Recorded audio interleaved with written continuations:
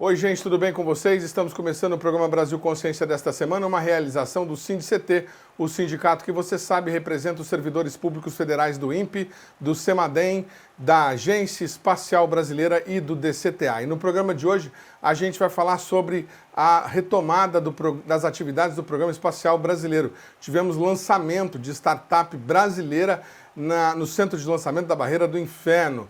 Nós também temos a concretização da contratação de uma empresa para fazer a construção de um lançador nacional para pequenos e micro satélites. A gente já falou disso aqui no Brasil Consciência e vai retomar para vocês, mas podemos adiantar que a Avibraz ficou de fora. E nós tivemos recentemente a assinatura do convênio entre Brasil e Alemanha para o monitoramento da emissão de gases de efeito estufa por meio de satélite. Para saber mais sobre isso, a gente vai conversar agora com o coordenador-geral da Engenharia Espacial do INPE, Adenilson Silva, que já falou com a gente em outros momentos sobre os satélites Amazônia e também sobre o Amazônia 1B. Boa tarde, Adenilson, obrigado por você ter atendido aí ao nosso convite. Explica para a gente no que deve consistir essa colaboração Brasil e Alemanha. Vai ser algo parecido com o que a gente tem com os Cibers e os chineses? Boa tarde, Edmond. Sim, na verdade, nós estamos ainda nas tratativas iniciais, né? Foi assinado uma carta de intenção de avaliar o desenvolvimento dessa missão conjunta e o objetivo é, nos próximos 4, 5 meses, a gente ter a elaboração de um plano de trabalho, né? Que aí sim, depois dessa discussão inicial, é que nós vamos ter mais ou menos, né, definidos o que cada parte faria. Mas, de antemão, o que nós podemos prever é que a cooperação vai se dar nos moldes em que será utilizada uma das plataformas, né, que o Brasil e o INPE está desenvolvendo, seja a PCEM, que é a plataforma derivada, né, da plataforma multimissão, a PMM, ou a própria PMM, se a missão assim exigir, né? Então, em linhas gerais, são esses as tratativas iniciais para essa colaboração. Muito bacana. Para quem está em casa e não acompanhou, vamos mostrar rapidamente como foi a assinatura do convênio lá, o Clésio de Nardim, diretor do INPE lá na Alemanha, assinando a documentação. Veja. Bom, Adenilson, você disse que ainda vai ser definido qual que vai ser o papel de cada um dentro da parceria, mas que o certo é que vai ser usada uma plataforma brasileira. A gente já falou aqui no programa, já mostrou o que é a PMM. Vocês estão falando de uma P100. O próprio Clésio já explicou para a gente, mas se você puder lembrar para o nosso telespectador, o que é essa P100? Ela é menor, é uma versão pocket da PMM? Quantos quilos ela carrega? Sim. O que aconteceu foi o seguinte: no desenvolvimento, né, do satélite Amazônia 1 e da própria PMM, a gente passou pelo ciclo completo de desenvolvimento do satélite, em todos, desde a fase inicial lá de uma folha em branco, né, como a gente costuma dizer, até a colocação e a operação em ordem.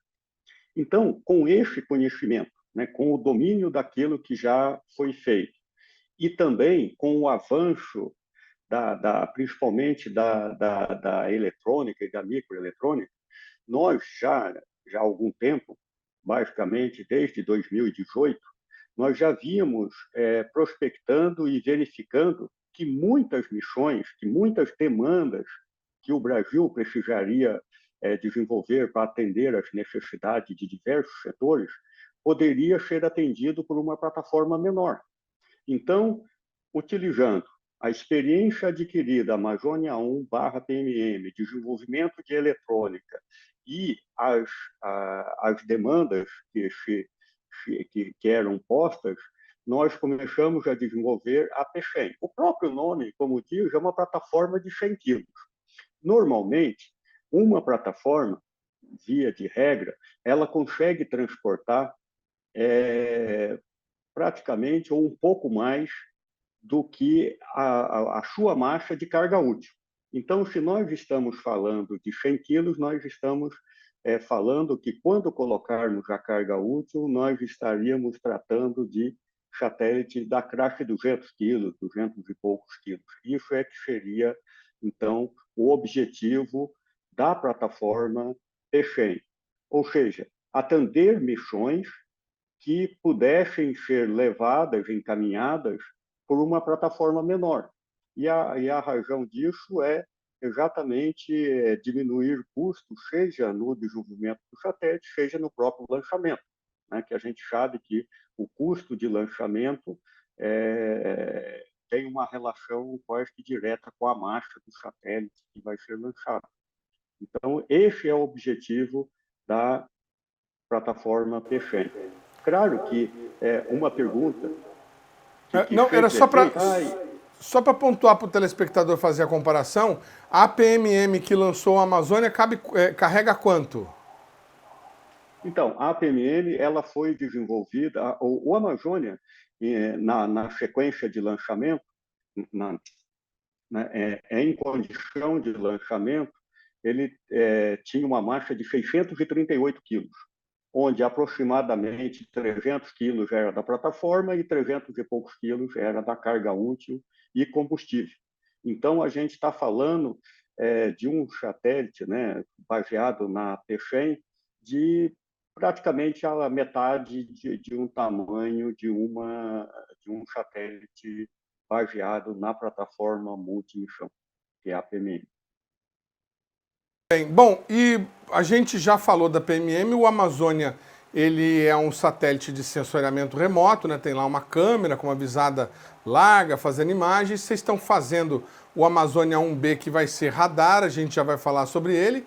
E agora, esse aí da família Amazônia, vamos dizer assim, ele seria o quê? Um satélite de coleta de dados? Ele vai ter algum sensor que para detectar emissão de gases, que vai ter que tipo de tecnologia? O que vocês estão imaginando?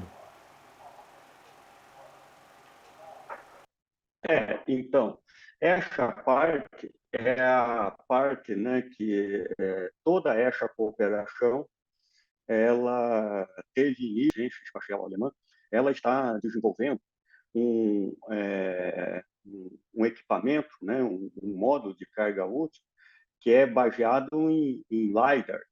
Então, é essa tecnologia que será embarcada caso essa missão vá à frente. Ou seja, então,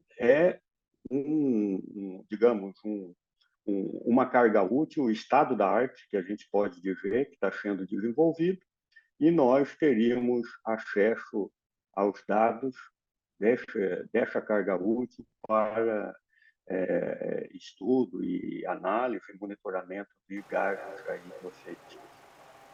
Então é uma tecnologia nova, sensível, desenvolvida pelos alemães.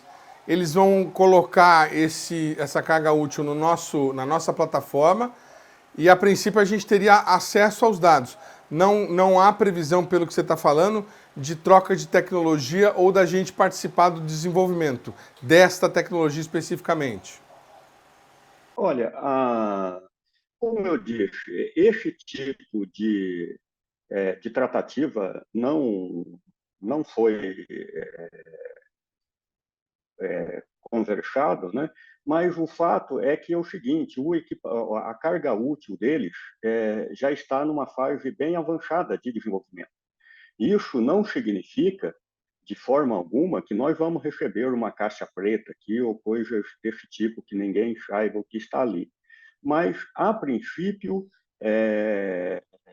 como o equipamento deles já está numa fase já avançada, já está praticamente entrando na fase de qualificação do LiDAR, Então, desenvolvimento conjunto na carga útil, eu acho que, por questão temporal, não deve acontecer.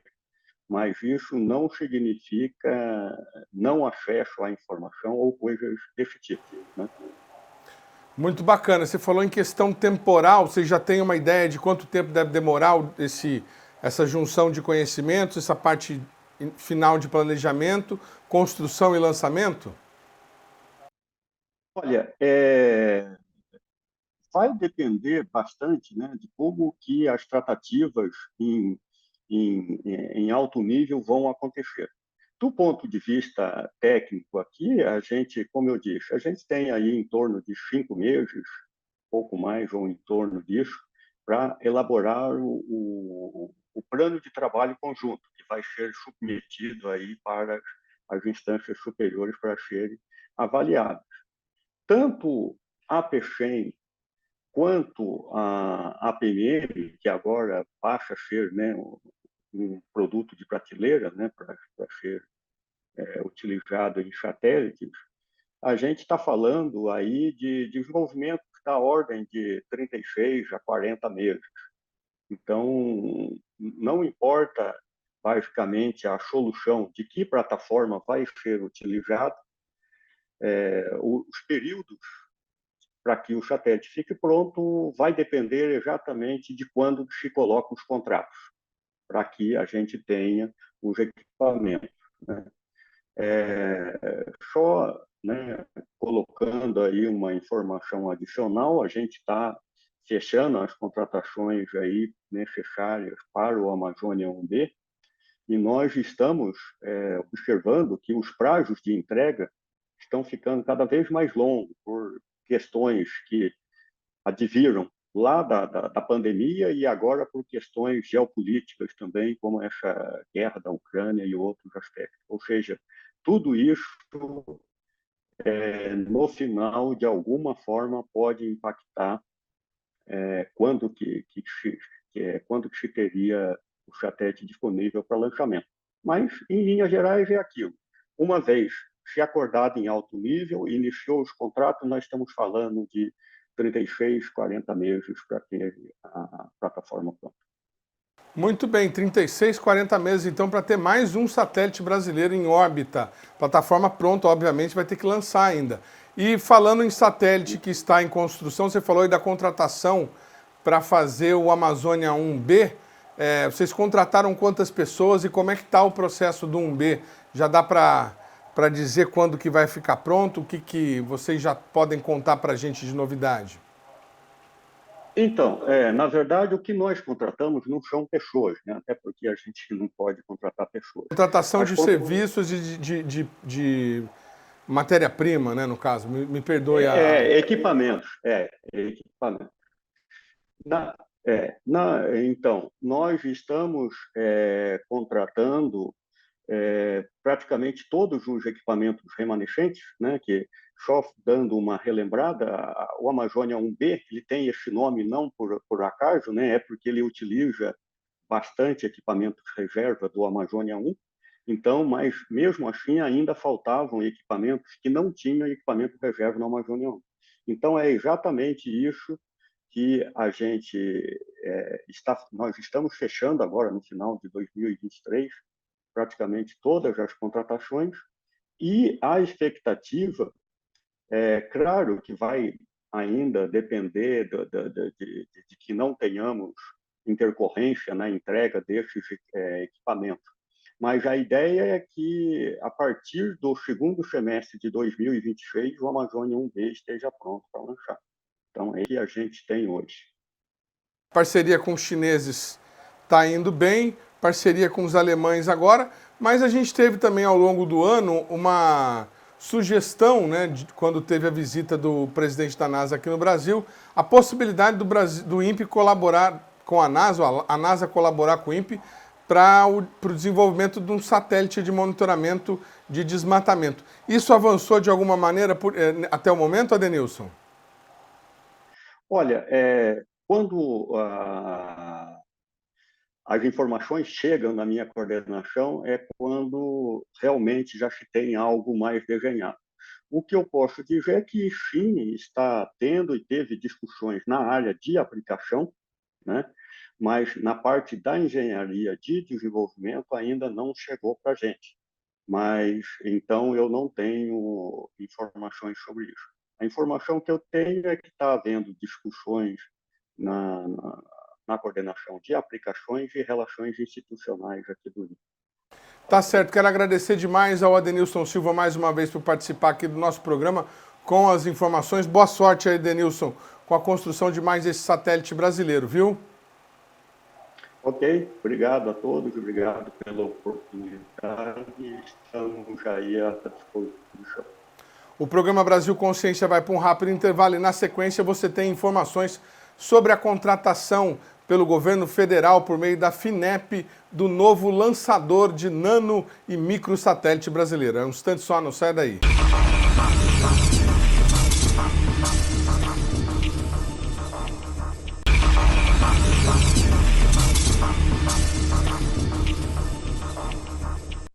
Muito bem, amigo ligado no programa Brasil Consciência. Estamos de volta para a gente falar mais sobre o assunto deste nosso último programa inédito de 2023, a retomada, se é que assim pode ser chamada, do Programa Espacial Brasileiro. Estamos com desenvolvimento de um novo lançador de satélite, na verdade, um nano lançador de satélite, um lançador de nano micro satélite e outras ações da Agência Espacial Brasileira neste ano de 2023, que prometem um futuro pelo menos um pouco mais ativo para o Programa Espacial Brasileiro. Para falar sobre isso, a gente está em contato lá com Brasília, com o presidente da AEB, Marco Antônio Chamon, que já atendeu a gente de maneira muito prestativa em outras oportunidades. Bom dia, Chamon, obrigado mais uma vez por você ter nos atendido. A gente começa com essa notícia, o maior investimento, o maior aporte de subvenção do governo, 185 milhões para a CAE desenvolver um nano lançador de satélite. Primeiro, a gente vai situar o nosso telespectador sobre todo esse, digamos, arcabouço de decisões que envolveu essa contratação que começou lá em 2022. Acompanhe. O Brasil vai lançar um foguete, Cuba também vai lançar.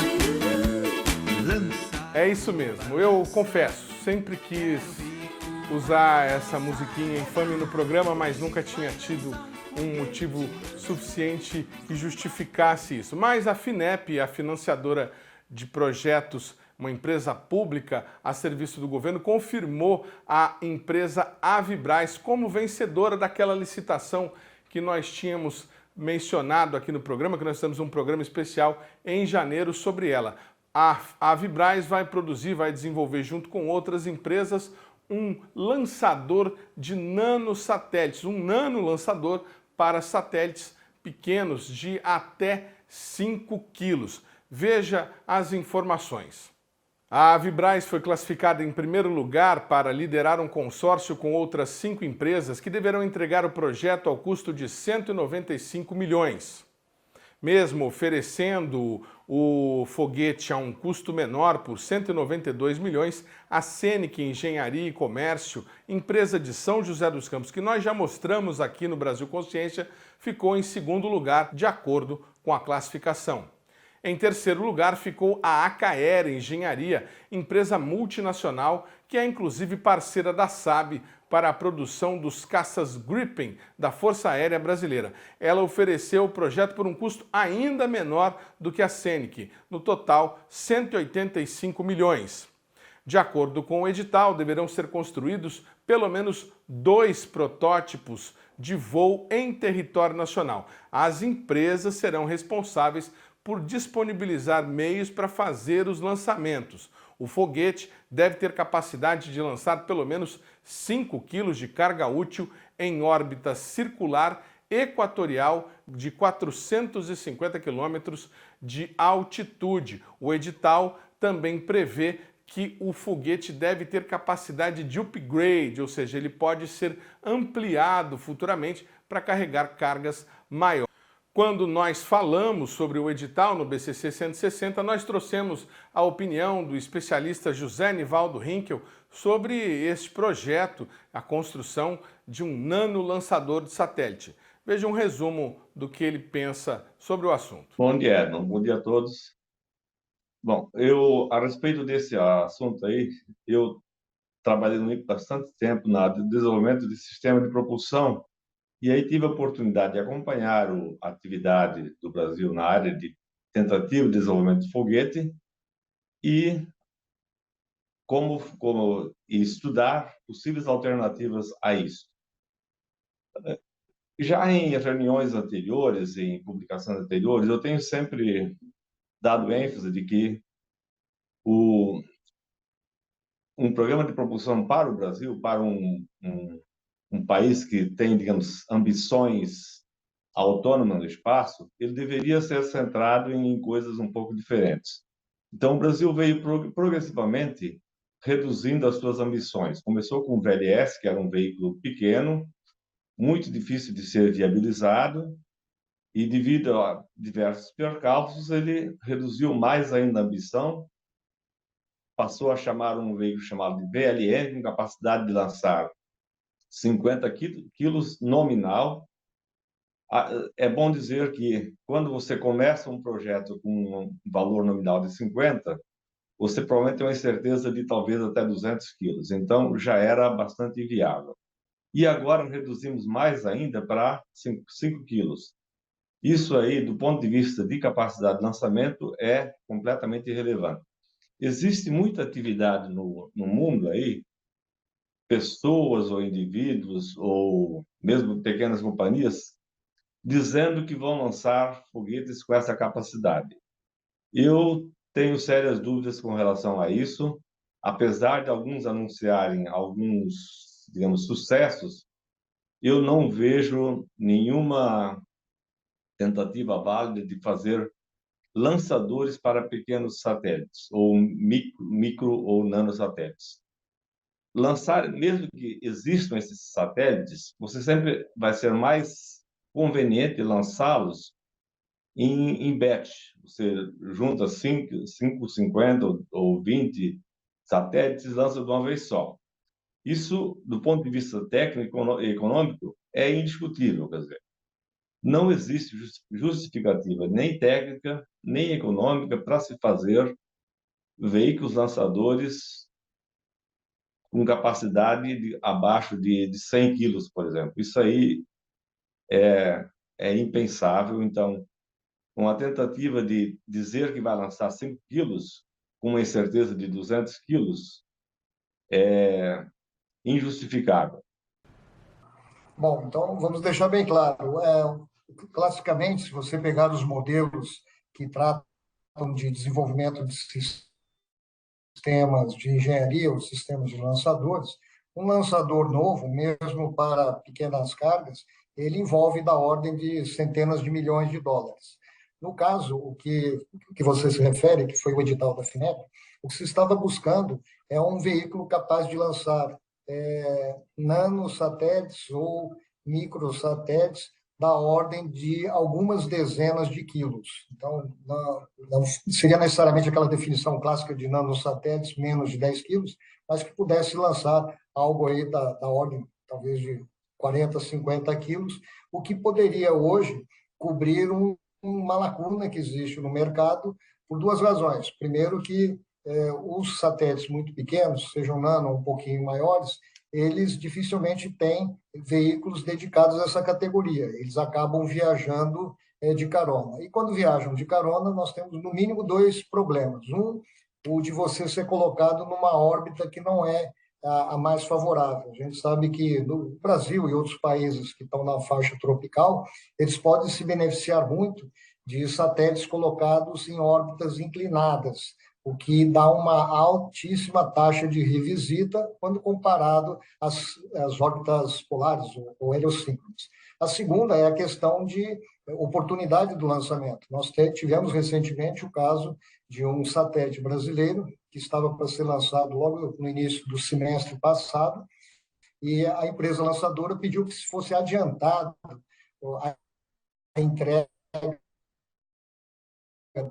desse satélite para fazer o lançamento. Ganhou um primeiro retardo, um segundo, e está para ser lançado só a partir de abril. Ou seja, se você tem uma necessidade de colocar um satélite em órbita num determinado período, você não pode ficar à mercê de oportunidades de lançamento que pode escorregar por meses ou semestres.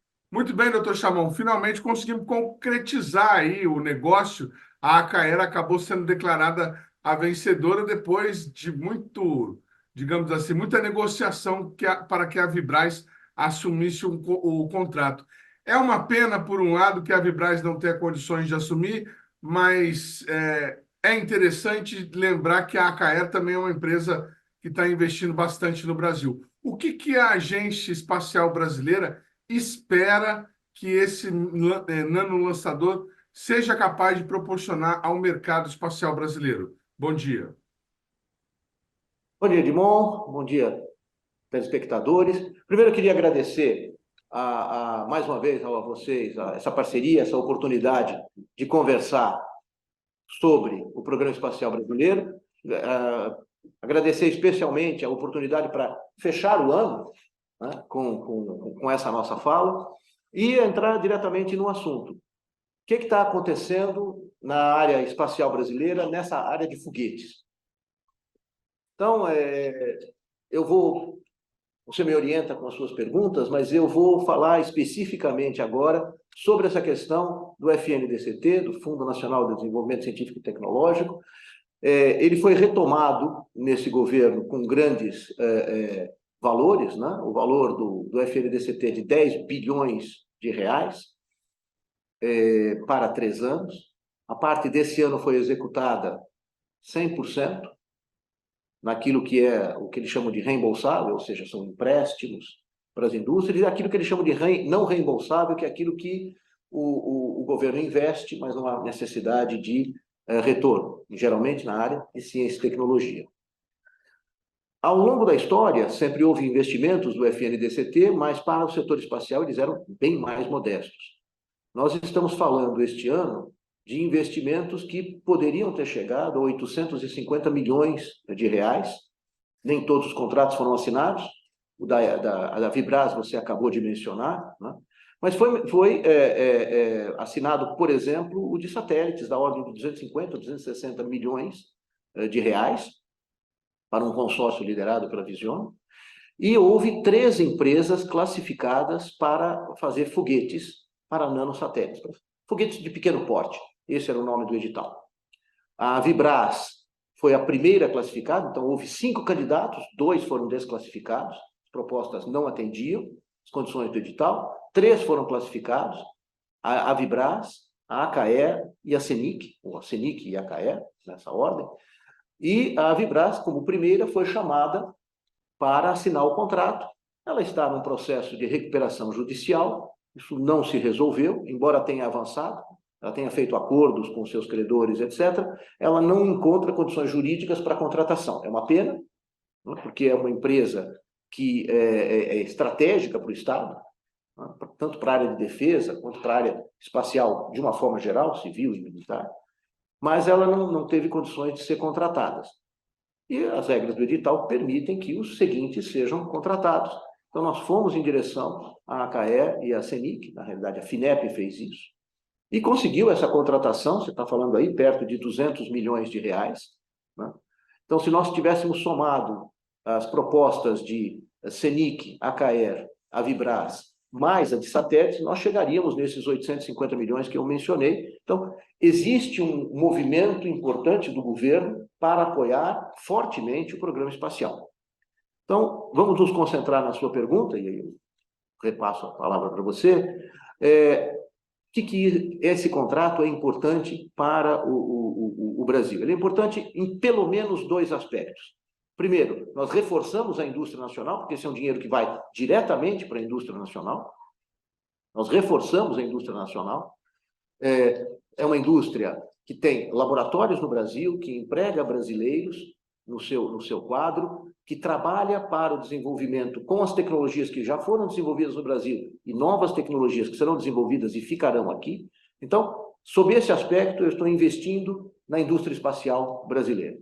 E o segundo aspecto é, obviamente, o produto do qual nós estamos falando. Nós teremos, ao final, um lançador de pequeno porte, né, que é um caminho dentro do roteiro tecnológico que nós pretendemos para foguetes de maior porte. Nós estamos falando aí de um lançador de pequeno porte, apenas para registro dos telespectadores, é um lançador com pouco menos de 15 metros de altura. Isso é uma coisa de pequeno porte, podendo lançar satélites, ou seja, vai orbitar satélites, e depende da capacidade e de onde ele é lançado, mas coisas perto de 100 quilos, em torno disso, um pouco mais, um pouco menos, dependendo das condições. Essa foi uma questão que levantou bastante polêmica, doutor Chamon.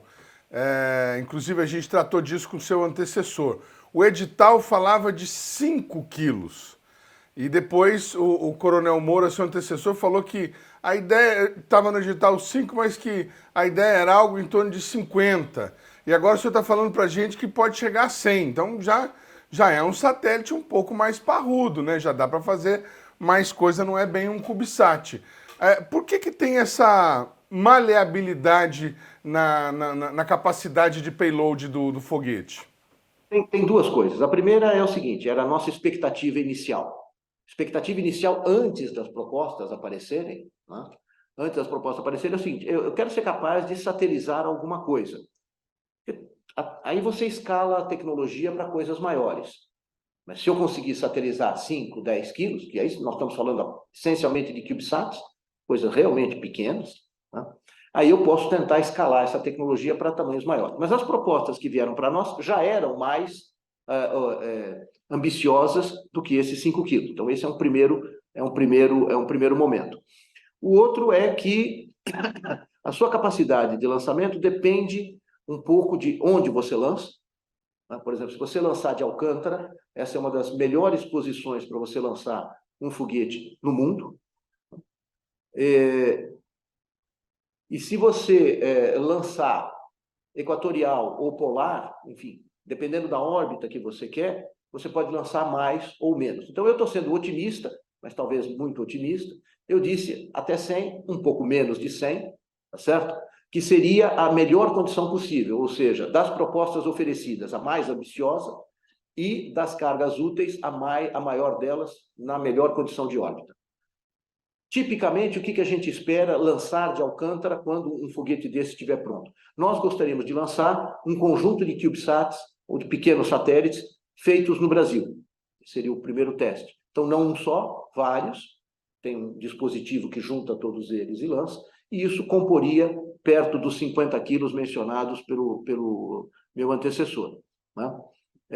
A minha ambição é maior do que essa, acho que a ambição do Brasil é maior do que essa, mas começando com esse lançamento múltiplo, eu acho que nós estaríamos muito bem posicionados.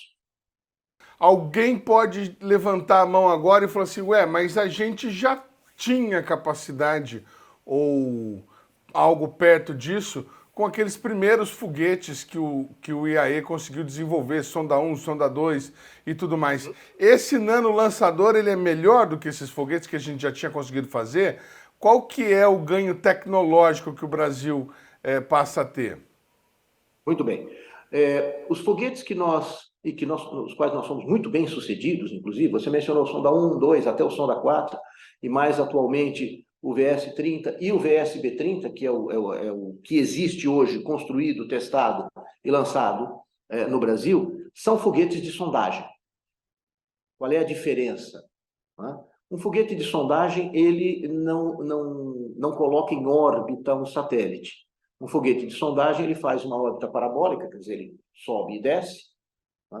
E o objetivo dele, principalmente, é de gerar um ambiente de microgravidade para experimentos científicos. Então, ele não coloca o satélite em órbita, aquele que a gente vê rodando em volta da Terra, ele não coloca o satélite em órbita. Ele faz os experimentos de microgravidade. Ele tem uma segunda função, que também é muito importante, que é a função de ser um precursor ou um passo no desenvolvimento de um foguete que este, sim, leva para órbitas maiores. A ideia geral é, eu construo um motor pedaço do foguete, o pedaço mais importante do foguete, um estágio do foguete. Eu construo esse motor, testo em ambientes de lançamento de sondagem, e uma vez validado esse motor, eu posso reutilizá-lo no futuro, talvez colocando um em cima do outro, mais de um, portanto, 2, para aí sim colocar um satélite em órbita. Então, qual é a ideia? Primeiro, nós somos bem-sucedidos, isso é pouco conhecido, talvez, mas nós somos muito bem-sucedidos em lançamentos suborbitais. Os VSB-30 são vendidos para o exterior, né? Há um acordo de parceria, num certo sentido, ele é exportado à Alemanha, para a Suécia. Então, nós somos bem-sucedidos e essa é uma tecnologia que nós dominamos bastante bem. Nós queremos utilizar essa tecnologia para chegar em um lançador, aí sim, o lançador de nanosatélites, e aí nós teremos condição de colocar em órbita alguma coisa nossa. Esse edital que eu mencionei, do FNDCT, essas empresas, o objetivo delas é utilizar essa tecnologia que nós já temos e fazer um foguete para lançamentos orbitais, e não suborbitais. Então, quer dizer, deste nanolançador que está sendo contratado agora, que deve ser concluído em 3 anos, depois nós poderíamos ter, digamos assim, um upgrade, 2 desses motores, e lançar, de repente, algo próximo de 200 quilos. Vamos lá. Não. Em 3 anos, eu espero ser capaz de lançar em órbita os nossos 50 quilos. Vamos voltar já vai ser um motor em cima do outro, ou seja, esse edital da FINEP já prevê que a empresa entregue o foguete pronto. Vai ter, na realidade, uma das propostas é de 3 estágios, 2 motores parrudos, um pouquinho menor. Então, esses 3 estágios serão capazes de colocar os nossos 50 quilos em órbita, né? Já no final de 3 anos, se tudo der certo. A gente sabe que desenvolvimento de tecnologia tem seus riscos, mas o objetivo é esse. Muito bem. Bom, falando de suborbitais e lançamento de nanosatélites, a gente teve também, pouca gente ficou sabendo, que houve um lançamento lá no centro de lançamento da Barreira do Inferno, uma startup brasileira, vou conferir aqui o nome dela, a Pion Labs, lançou um foguete com nanosatélites produzidos justamente pelos estudantes que participaram da Olimpíada Brasileira de Produção de Satélites. Vamos ver como foi o lançamento.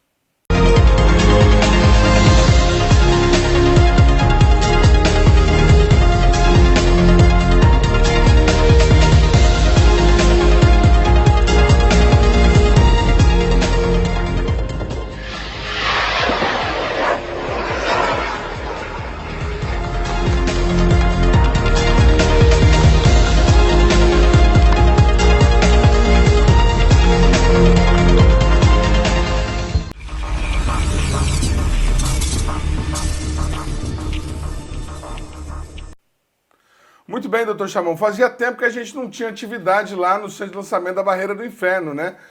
Eu queria que você falasse um pouco também sobre essa outra possibilidade. É a primeira vez que a gente tem um foguete produzido aqui no Brasil por uma empresa sendo lançado, e foi lançado lá do centro de lançamento da Barreira do Inferno, que a gente está mais acostumado a ouvir sobre atividades lá em Alcântara. Queria que você falasse sobre esse lançamento e por que da escolha desse outro centro de lançamento que a gente tem. Bom, eu fiquei muito contente, foi muito bonito o lançamento aí. O objetivo da Olimpíada é justamente promover o trabalho junto aos estudantes, né?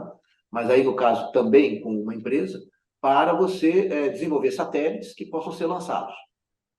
Esse não é um satélite que ficou em órbita, na realidade, ele é lançado a uma certa altitude e volta, de paraquedas, coisas desse tipo, mas o importante é que os estudantes desenvolveram seus satélites, houve essa Olimpíada de satélites, e houve uma empresa que desenvolveu um foguete capaz de levar a uma certa altitude esse objeto dos estudantes.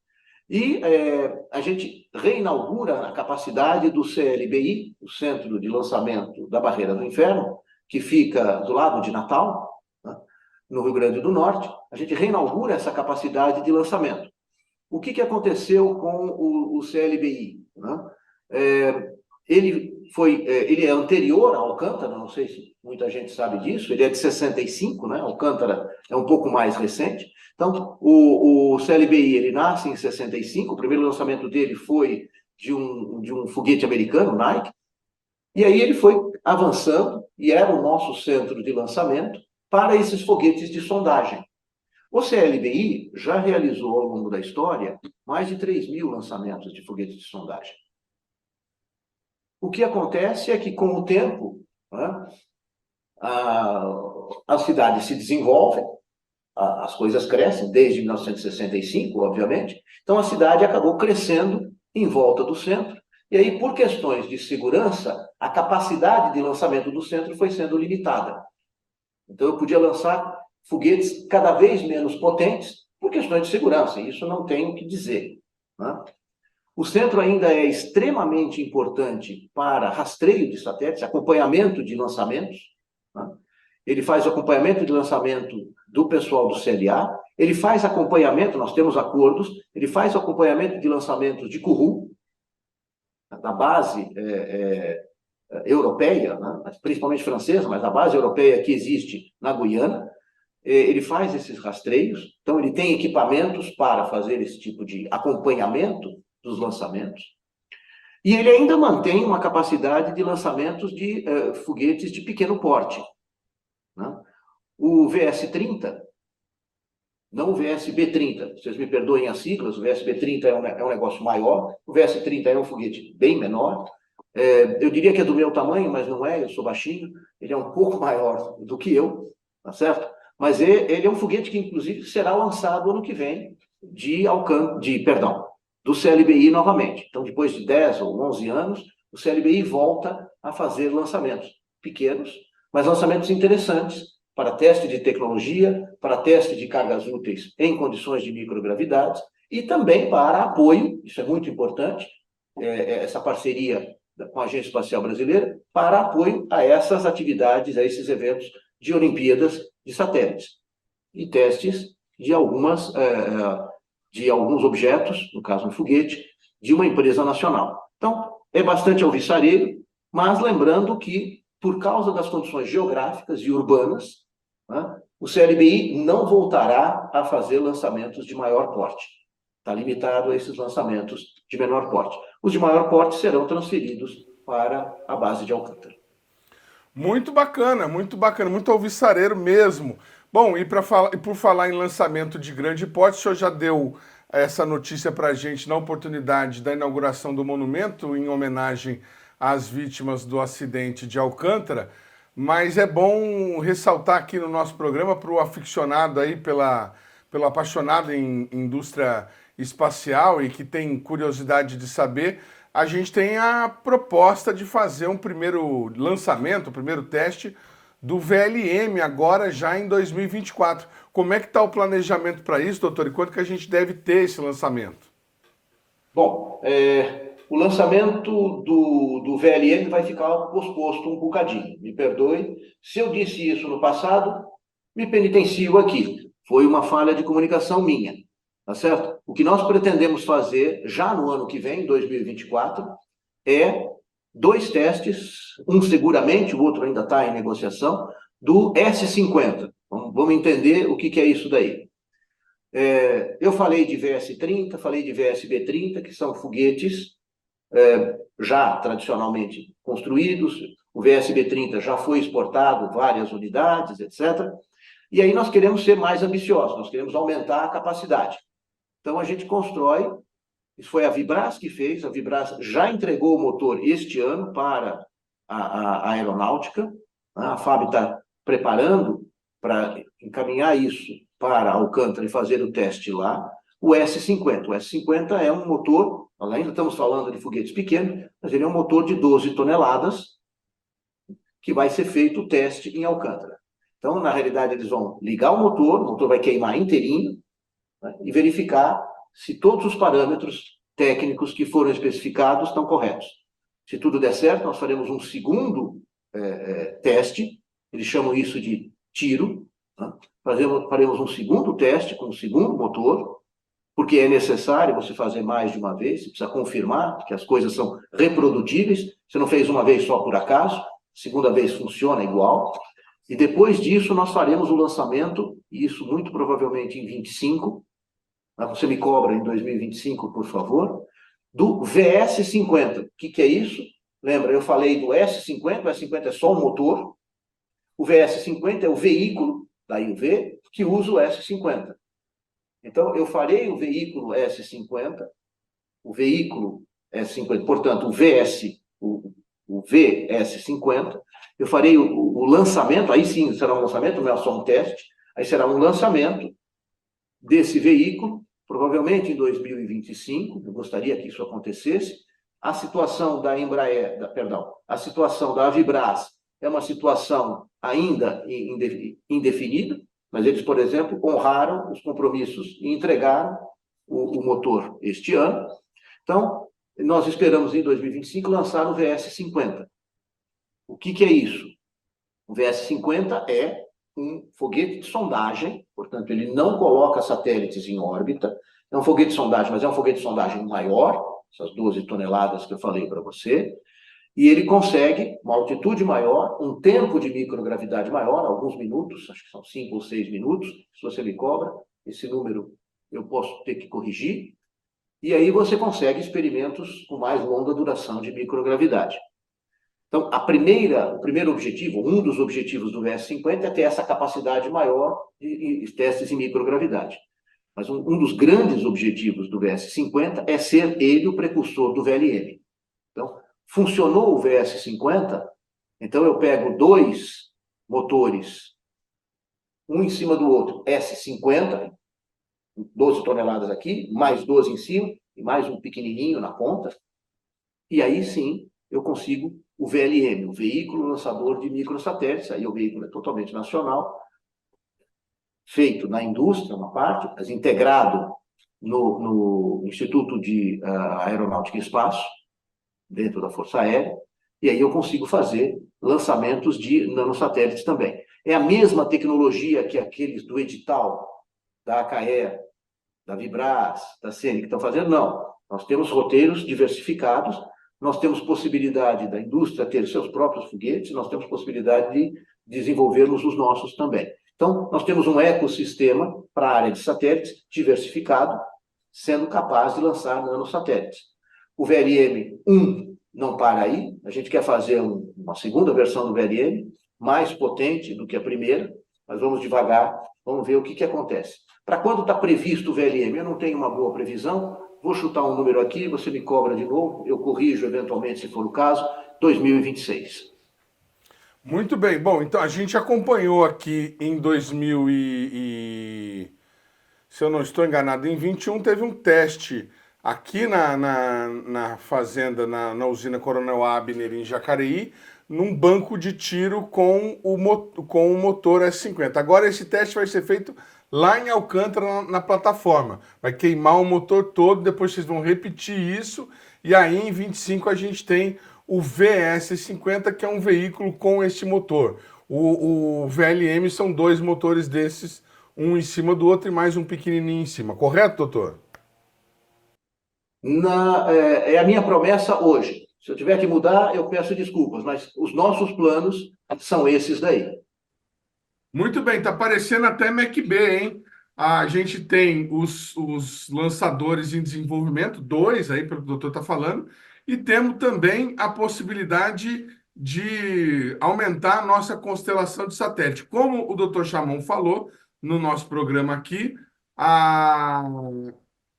essas chamadas públicas todas que foram lançadas pela FINEP tiveram aí a contratação da Visiona para desenvolver um satélite de sensoriamento remoto, né? Ele vai fazer imagens, vão desenvolver uma nova câmera lá com o pessoal da Optoengenharia para fazer uma câmera de sensoriamento remoto. Além disso, a gente ainda tem o Cibers radar em desenvolvimento, né? Que vai continuar a família Cibers, e temos mais aí o anúncio agora de uma parceria com a Alemanha para fazer um satélite que vai monitorar emissão de gases de efeito estufa.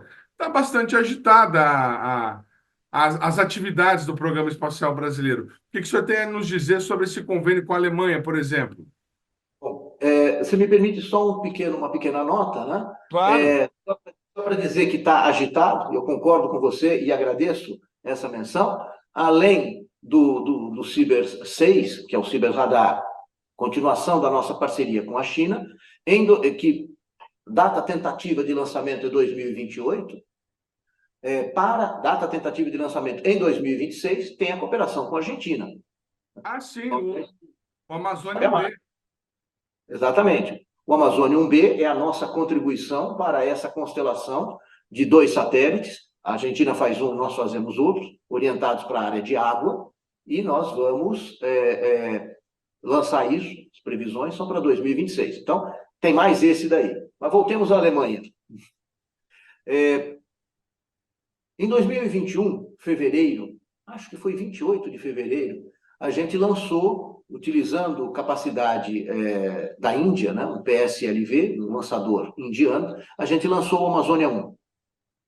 Né, que está em órbita, está muito bem, está comissionado, as imagens são muito boas, o pessoal tem elogiado bastante, tem sido utilizado. Parte dessas imagens são utilizadas no monitoramento de desmatamento na Amazônia, por exemplo. Certo? Então, ele vai muito bem, obrigado.